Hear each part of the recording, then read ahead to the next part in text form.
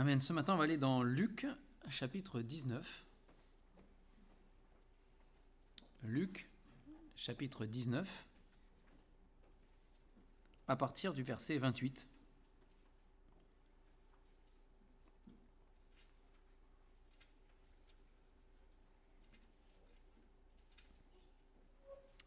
On est vers la fin de la vie sur terre du Seigneur Jésus. Et on est quelque temps avant qu'il soit arrêté. Il va monter vers Jérusalem et on va le voir être acclamé comme un roi pour son entrée à Jérusalem. Alors on va lire à partir du verset 28 jusqu'au verset 44.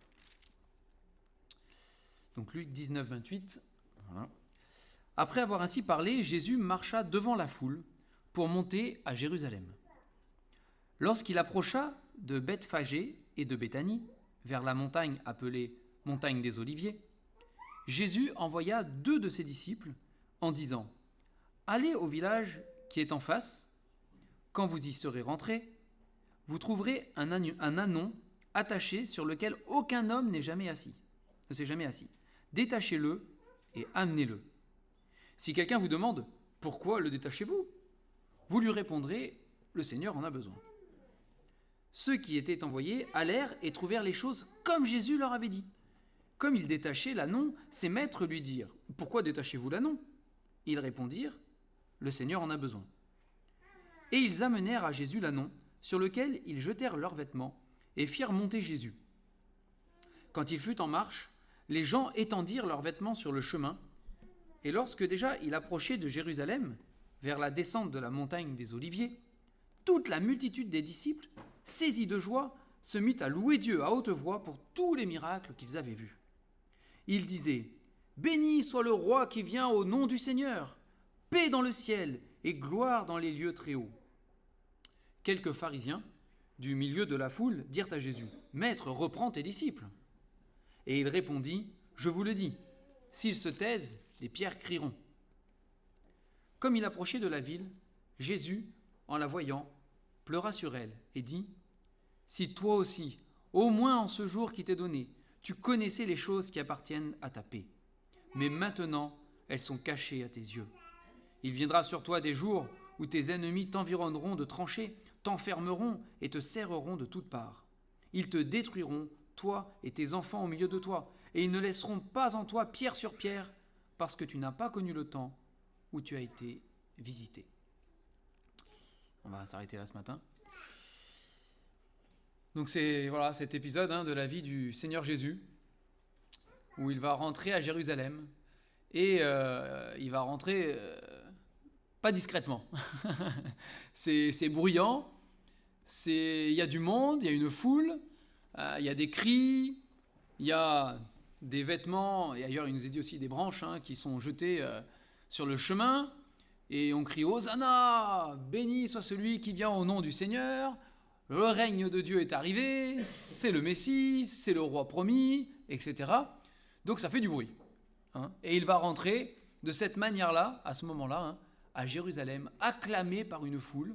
Alors il y avait beaucoup de disciples qui étaient là, une foule de disciples, et probablement d'autres qui s'étaient joints à eux. Mais voilà, c'était la fête. C'était la fête. Alors, on ne va pas rentrer dans les détails, mais c'est une prophétie. Les prophètes avaient déjà annoncé que ça arriverait, et ça s'accomplit. Et puis, nous savons que, pas longtemps après, il y aura une foule qui sera rassemblée au procès de Jésus, et qui, cette fois, criera « Crucifie-le ». C'est l'opposé. En quelque temps, c'est cette foule qui acclame Jésus comme étant le roi, et quelque temps après, crucifie-le. Crucifie-le. Alors ici, on va commencer par la fin.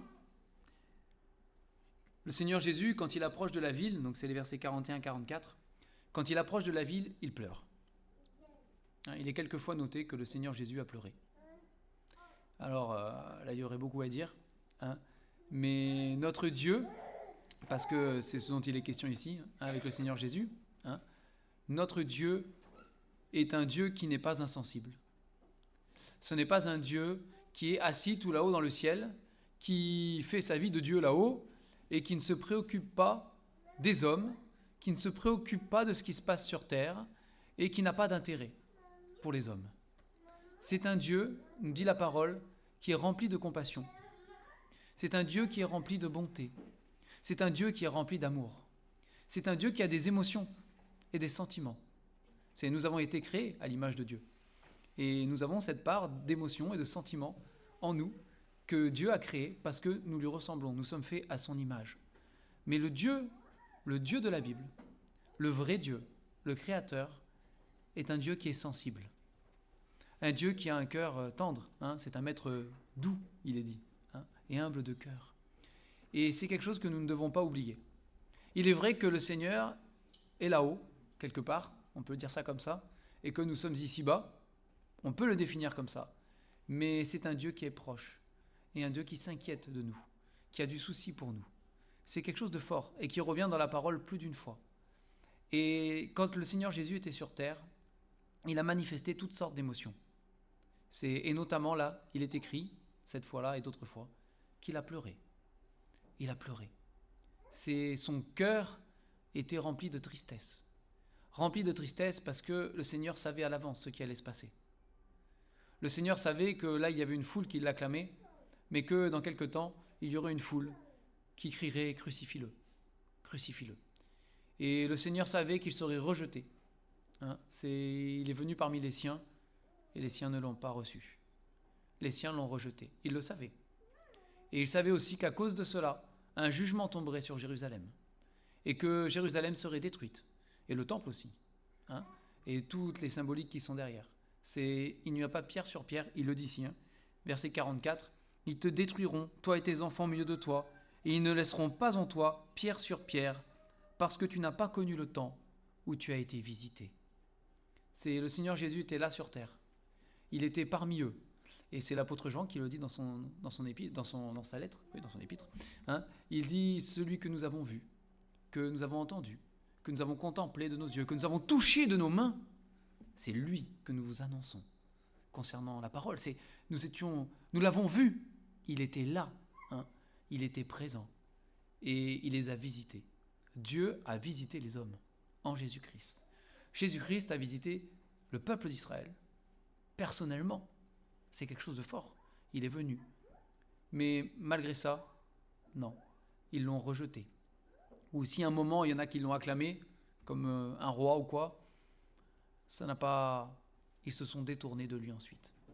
Et c'est la première chose que je voulais voir ce matin. C'est un avertissement qui est solennel. Pour nous aussi. Et pour chacun d'entre nous. Parce que nous avons la parole de Dieu entre nos mains. Parce que nous sommes assis ici et que nous entendons l'évangile, la bonne nouvelle du salut en Jésus-Christ. Parce que nous entendons que Jésus-Christ est mort sur la croix et qu'il a payé pour nos péchés, parce qu'il nous aime et qu'il veut nous sauver, qu'il nous offre le pardon par la foi, alors nous aussi, nous sommes visités par Jésus-Christ. Jésus-Christ visite et a visité chacun d'entre nous en nous mettant en contact avec sa parole, avec l'évangile. Et peut-être qu'il y a un moment où cela fait écho un peu dans notre cœur, où nous sommes heureux, où nous sommes contents d'entendre cette bonne nouvelle, où je ne sais pas ce que ça peut produire en nous. Mais si nous nous détournons de cette bonne nouvelle que nous entendons, si nous ne tenons pas compte de la visite du Seigneur Jésus et de ce qu'il nous révèle de sa parole, alors, c'est la malédiction. C'est la malédiction du péché qui demeure attachée à nous. Et puis, ce qu'il dit ici, ils ne laisseront pas en toi pierre sur pierre parce que tu n'as pas connu le temps où tu as été visité. C'est un avertissement. Si ce matin, vous entendez encore une fois l'évangile, la bonne nouvelle du salut, et que vous n'avez jamais fait la paix avec Dieu, vous l'avez peut-être compris intellectuellement, vous l'avez entendu, vous avez compris ce que ça veut dire, mais dans votre cœur, vous n'avez jamais fait le pas réellement de dire « Seigneur, je suis convaincu que c'est la vérité. Que le Seigneur Jésus est mort sur la croix pour moi. J'en suis convaincu de tout mon cœur. Et je te demande pardon, parce qu'à cause de moi, il est mort sur la croix. Pardonne-moi. Et je crois qu'il est mort pour me sauver, pour payer tous mes péchés et le châtiment que moi je méritais, qui aurait dû tomber sur moi, est tombé sur lui à la croix. Et c'est ma conviction la plus profonde. Pardonne-moi, Seigneur. Si vous ne l'avez jamais fait, l'avertissement est pour vous. Vous avez entendu la Bible, vous avez entendu son message, Dieu vous a visité.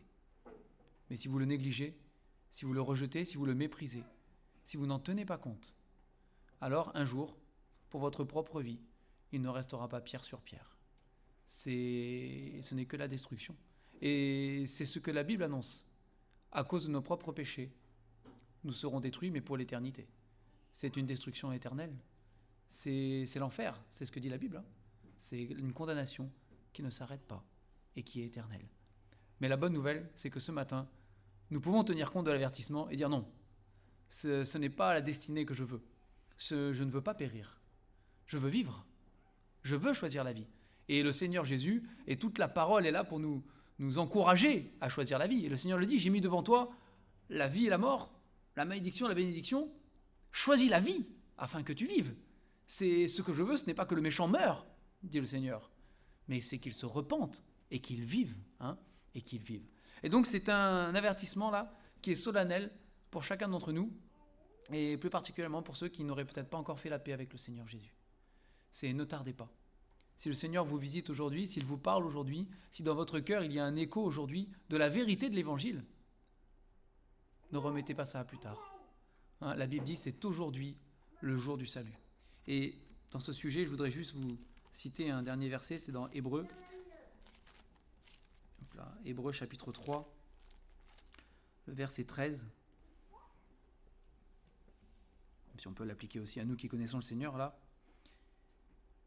Hébreux 3,13, il dit « Mais exhortez-vous les uns les autres, chaque jour, aussi longtemps qu'on peut dire aujourd'hui, afin qu'aucun de vous ne s'endurcisse par la séduction du péché. » C'est quand nous méprisons ou quand nous négligeons la visite que Dieu fait à nos vies et à nos cœurs, alors automatiquement nous nous endurcissons dans le péché. Et c'est un danger qui nous guette. Et nous devons au contraire aller vers le Seigneur et dire Seigneur, oui, j'accepte cette parole. On revient un peu en arrière du coup. Donc le Seigneur Jésus avance à la tête de la foule. Au verset 28, Jésus marcha devant la foule. J'allais dire, tant que la foule est derrière Jésus, ça devrait bien se passer. Quand la foule cherche à passer par devant, c'est une mauvaise idée. Il est le maître, il est le roi, c'est lui qui est devant. C'est lui qui marche devant la foule. Et tant qu'on suit Jésus, ça va. Alors peut-être que ça ne veut pas dire que tout se passera bien comme on veut. On aura des péripéties sur le chemin, certes, mais tant que nous marchons derrière Jésus, tout va bien. Notre âme peut être en paix. C'est lui qui guide, c'est lui qui est le maître. Et ici, il s'agit, dans cette montée de Jésus à Jérusalem, son entrée acclamée, il s'agit de montrer qu'il est le roi. Et c'est ce que les prophéties disaient, c'est « Voici ton roi vient à toi ». Monté sur un ânon, le petit d'une ânesse, ton roi vient à toi. Et c'est le roi qui marche, c'est le roi qui avance. Et Jésus-Christ est dépeint par les prophètes et par sa vie et par tout ce qu'il a accompli comme étant le roi. Dans l'Apocalypse, il est dit qu'il est le roi des rois et le seigneur des seigneurs. C'est pas juste le roi d'Israël, même si pour une partie de la prophétie c'est vrai. Ce n'est pas juste le roi d'un pays, ce n'est pas juste le roi d'un peuple, c'est le roi des rois. Il n'y a pas d'autre, c'est le roi qui est au-dessus de tous les rois, et c'est le roi de l'univers, c'est le maître de l'univers. Il n'y a pas plus grand, il n'y a pas plus haut. Alors il approche et puis il prend 2 disciples là, et il leur dit, vous allez devant là, passez devant, allez dans le village qui est en face, et vous allez trouver un ânon, vous le détachez et vous le prenez. C'est du vol ça, il ne lui appartient pas l'ânon. C'est bizarre, c'est pas à lui. Et il dit, si on vous pose la question de ce que vous faites là, vous dites juste le Seigneur en a besoin et puis c'est réglé. C'est bon. Alors on imagine bien, je sais pas vous, mais moi je me mets toujours à la place, mais j'imagine être un des 2 disciples là, et puis bon, on y va, on marche, on arrive dans le village, paf, un ânon. Ah bah, il y a une ânesse avec, en vrai. Vous lirez les passages parallèles si vous voulez. Et puis il commence à détacher, Moi, je sais pas, je me serais senti quand même un petit peu bizarre de détacher un truc qui n'est pas à moi. Bon, ils détachent l'anneau, ils vont pour le prendre, et puis là, forcément, il y a les maîtres qui arrivent et qui disent, mais vous faites quoi là? C'est à nous, hein? Et puis, bah, on fait comme Jésus a dit, on tente le truc, hein? Le Seigneur en a besoin. Et hop, pas de problème, allez-y. Ça devait être quelque chose quand même, hein? Et puis ils prennent cet anneau, du coup, et puis ils le ramènent, quoi. Ils le ramènent. Alors, on va pas prendre les passages, mais il y a des passages, notamment dans les psaumes, où le Seigneur dit que tous les animaux de la terre sont à lui, que tout ce qu'elle renferme lui appartient, qu'il est le Créateur, et qu'il en fait ce que bon lui semble. Cet anneau avait peut-être un maître humain, mais il appartenait de toute manière au Seigneur, hein, parce qu'il est le Créateur et le maître de la création. C'est une chose, c'est sûr. Mais ici, ce qui est, je trouve, frappant, c'est donc cette phrase qui revient deux fois au verset 31, au verset 34, hein, 31 et 34. Donc il répète la chose, le Seigneur en a besoin. Ah ben si c'est pour le Seigneur, prends Seigneur. Hein.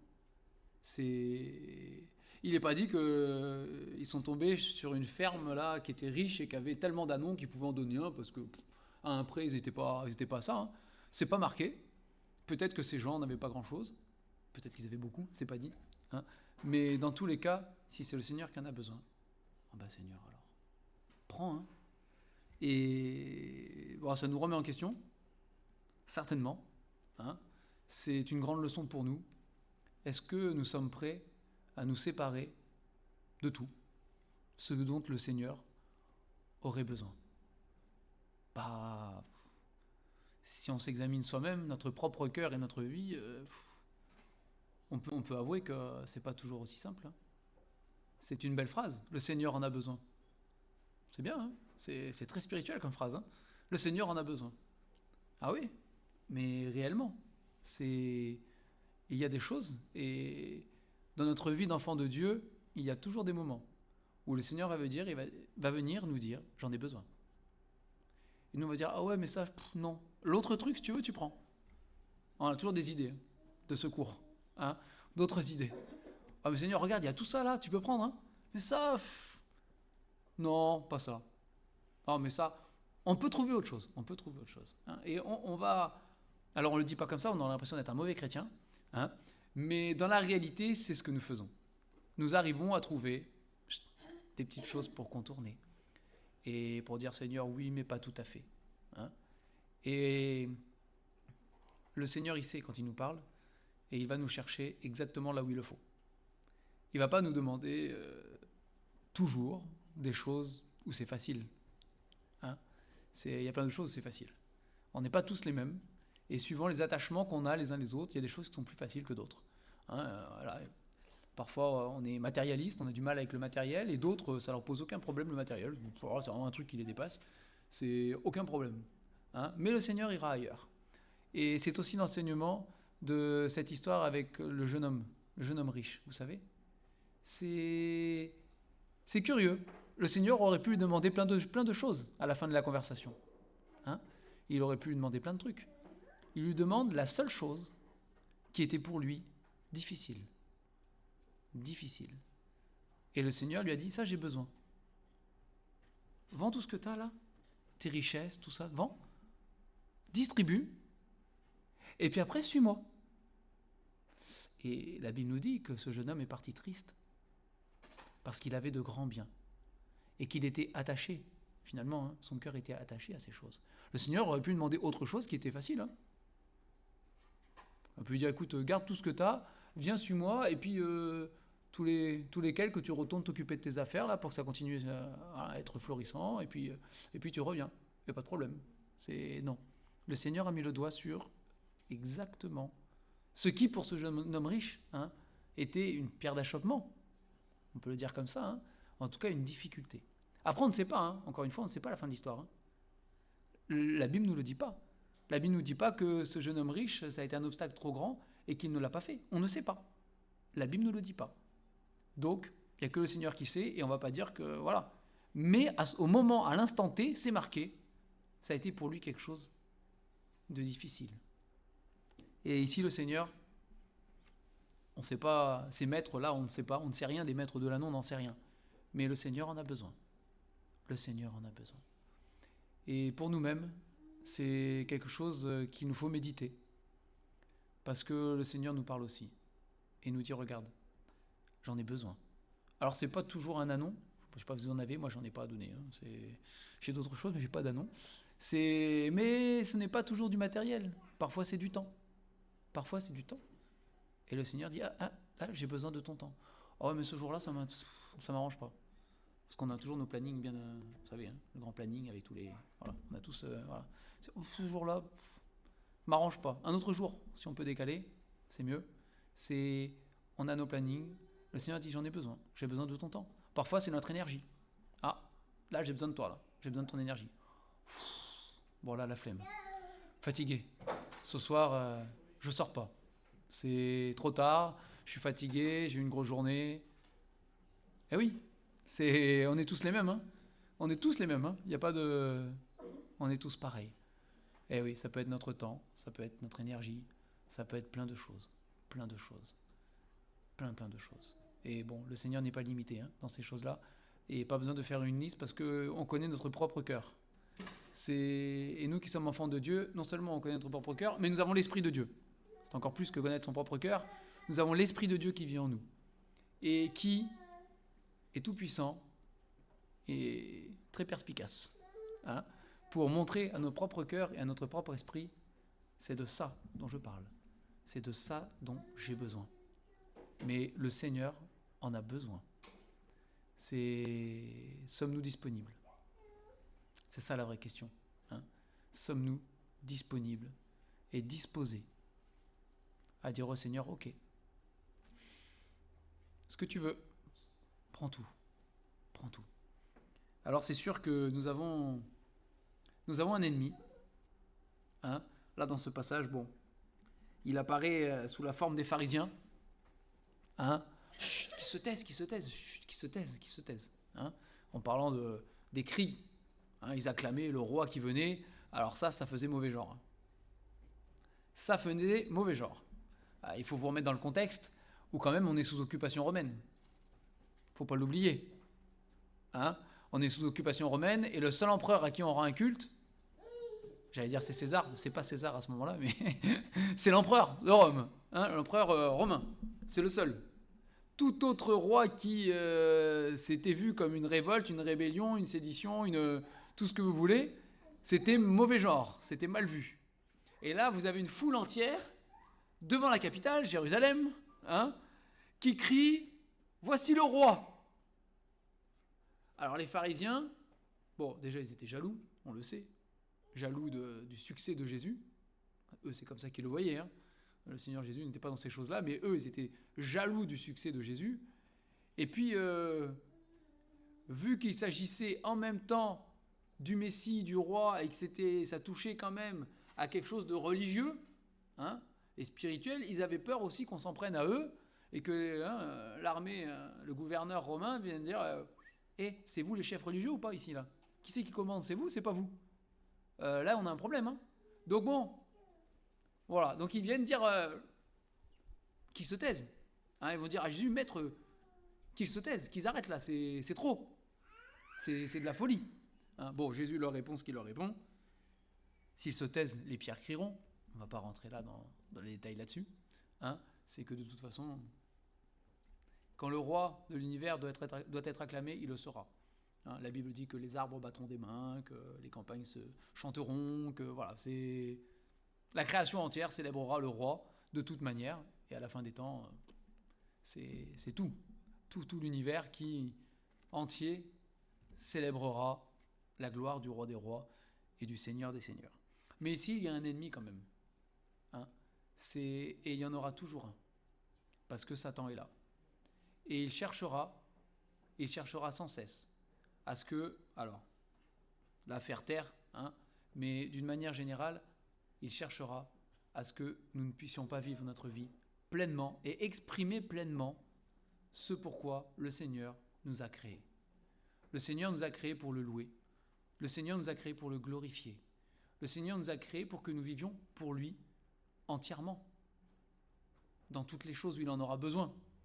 Ce matin, on a dit, il a préparé des bonnes œuvres d'avance pour qu'on les pratique Hein, le Seigneur a mis des choses où il a besoin de nous. C'est comme ça. Le Seigneur dit là j'ai besoin de toi. Là j'en ai besoin. Hein. Et l'ennemi de Dieu cherchera toujours à empêcher cela, que nous puissions exprimer réellement dans notre vie toutes les choses que Dieu a prévues pour nous. Il cherchera à nous faire taire, il cherchera à nous décourager, il cherchera à nous séduire d'une autre manière, etc., etc. Il y a tous les moyens qu'il peut employer. Il cherchera toujours. Toujours. Et c'est là qu'il importe pour nous d'être derrière le roi. Et pas tout seul en solitaire sur le côté. Nous devons être à ce moment-là derrière le roi des rois. Parce que l'ennemi ne se donnera pas de repos pour troubler nos âmes et pour séduire nos cœurs. Et il saura comment faire. Alors il n'est pas tout puissant, il n'est pas Dieu. Hein. Néanmoins, il a suffisamment de puissance pour arriver, et puis il a suffisamment d'expérience malheureusement avec le péché et les pécheurs que nous sommes, pour trouver les failles dans nos cœurs, pour trouver dans nos vies les choses qui font que nous aurons du mal à avancer. Et il nous fera patiner. Il nous fera... il y a le bourbier du découragement dans le voyage du pèlerin. Il y a plein d'images qu'on pourrait prendre, mais il saura s'y prendre. Et si nous ne marchons pas derrière le roi, si nous sommes isolés, alors nous tomberons. La Bible le dit, prenez garde au trait enflammé du malin. Il rôde comme un lion rugissant.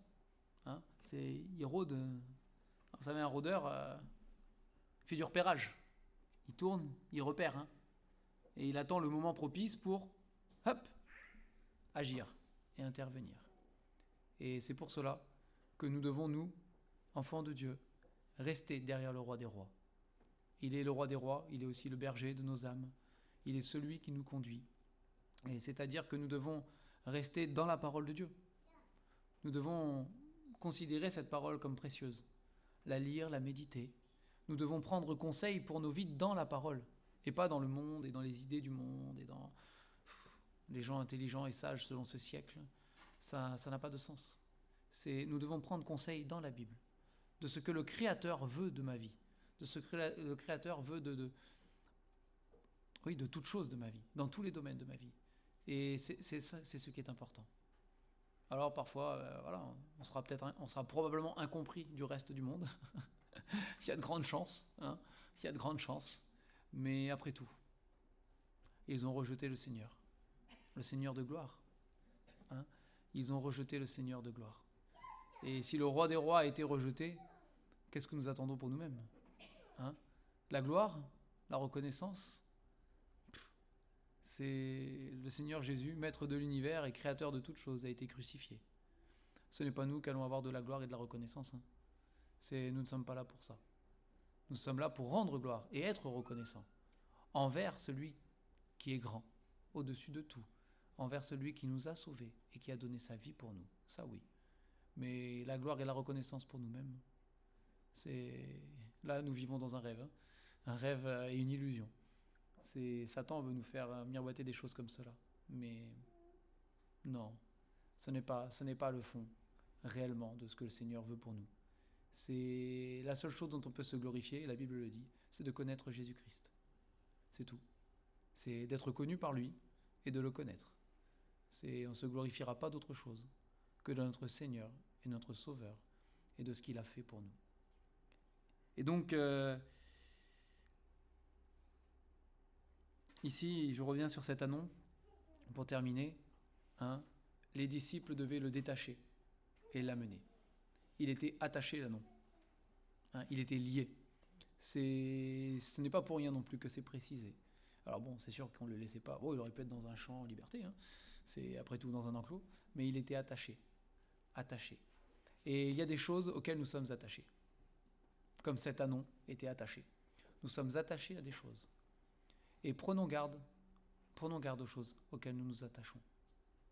Et encore une fois, nous sommes tous les mêmes. Nous avons nos faiblesses, nous avons nos défauts, voilà, c'est ce que nous sommes.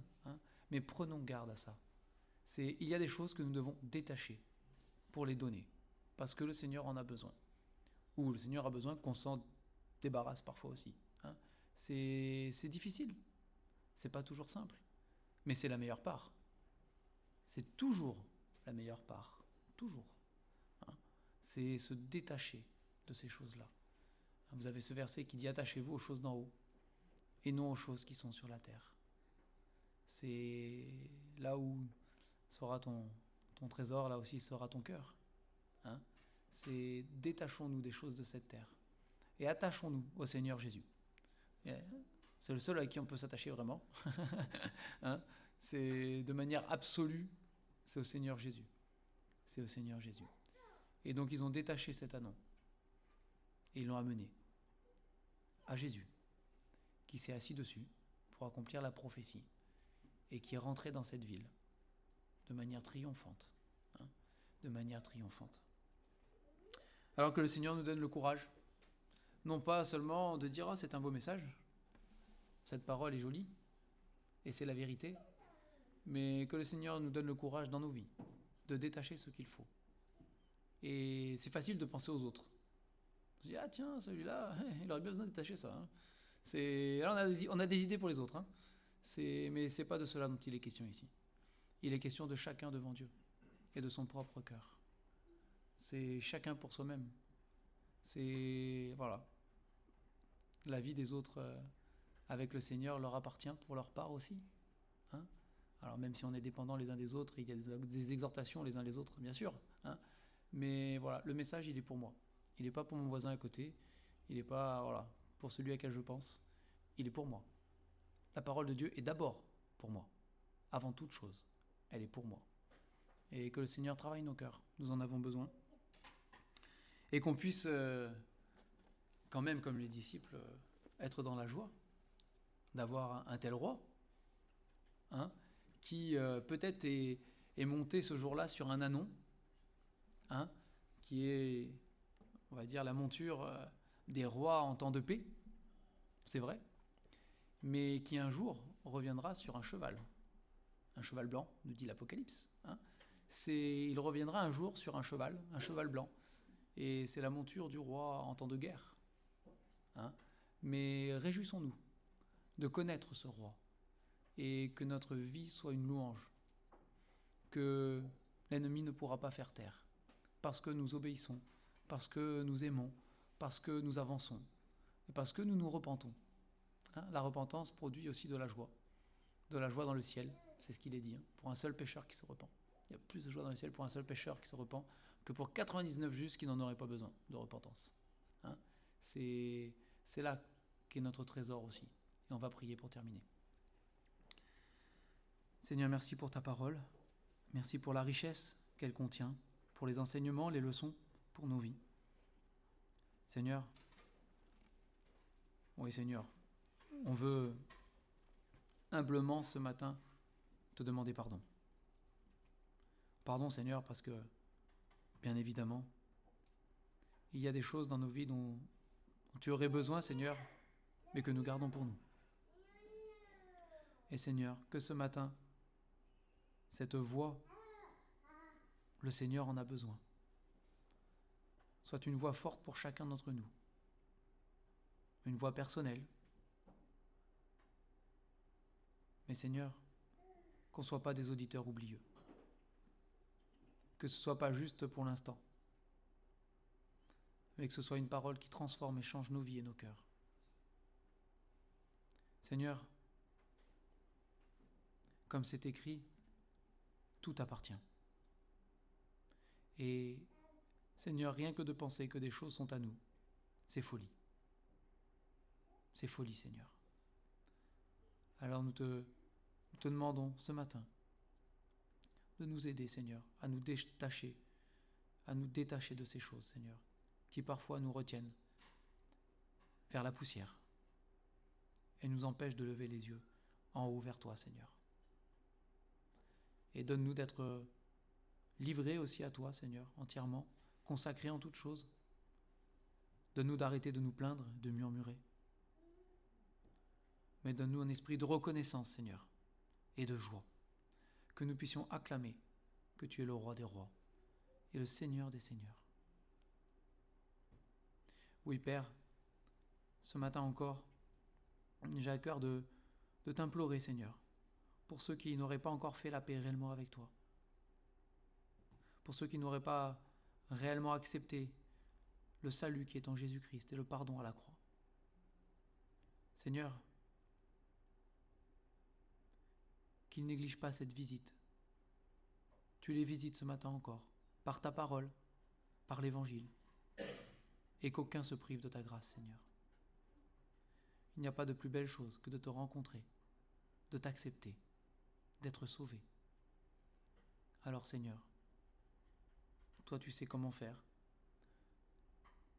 Pardonne les maladresses des mots qu'on peut employer, Seigneur, mais que ton esprit puisse être puissant pour sauver encore aujourd'hui, que ce soit le jour du salut, Seigneur, s'il te plaît. Et nous te bénissons pour cela. Et nous te rendons gloire, parce que nous savons, selon ta promesse, que ta parole, Seigneur, ne revient pas à toi sans effet, sans avoir accompli son dessein. Merci, Seigneur. Merci encore pour la Bible. Merci d'être venu sur cette terre, Seigneur Jésus, d'avoir vécu comme un homme, toi qui es le Dieu puissant, parmi des pécheurs, quoique parfait, et d'avoir, Seigneur, en accomplissant toutes ces prophéties, livré ta vie. Toi, Seigneur, tu n'as rien gardé pour toi, mais tu as tout donné, ta propre vie, pour que nous soyons sauvés. Sois béni et sois loué, au nom du Seigneur Jésus. Amen.